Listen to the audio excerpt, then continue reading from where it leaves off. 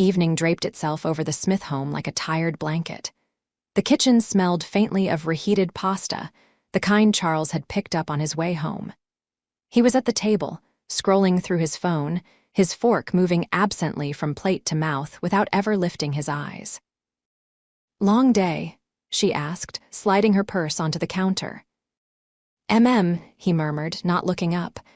"Merger stuff." She hesitated. Yes. It was the truth, in a way, but the weight of what she didn't say pressed heavy on her chest. She sat across from him, resting her chin on her palm, waiting for him to notice her blouse, her hair, the subtle glow still clinging to her skin. He didn't. After dinner, he retreated to the living room, television flickering against his face while he tapped through messages. She lingered in the kitchen, fingers drumming lightly against the counter. Each sound of his laughter at something on his phone was another reminder of the distance between them. By the time she slipped into the bedroom, he was already half asleep, sprawled across the mattress with one arm draped over his stomach. She changed quietly, the red blouse falling to the floor, replaced by silk that felt cool against her overheated skin. She lay beside him, staring at the ceiling, listening to the steady rhythm of his breathing. Once, that sound had been comforting. Now, it only reminded her how alone she felt with him lying inches away. Her mind betrayed her, painting Sloane's face against the darkness. The intensity in his eyes, the way his voice had curled low in her ear.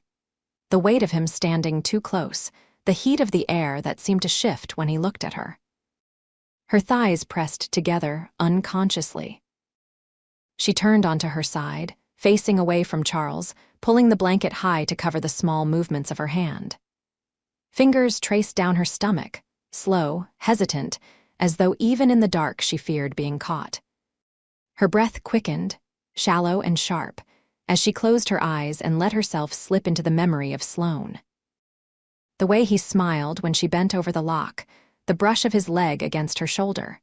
The voice, maybe it's a sign. Her body responded before she could stop it, arching, trembling against the sheets as her lips pressed into the pillow to stifle a cry. When it was over, she lay still, chest heaving, the silence of the room pressing in once more. Charles stirred beside her, rolling onto his side without waking. His arm draped over her waist loosely, unknowing, unfeeling. She stared into the dark, the ache of guilt mixing with something sharper, hungrier. It was more than just desire.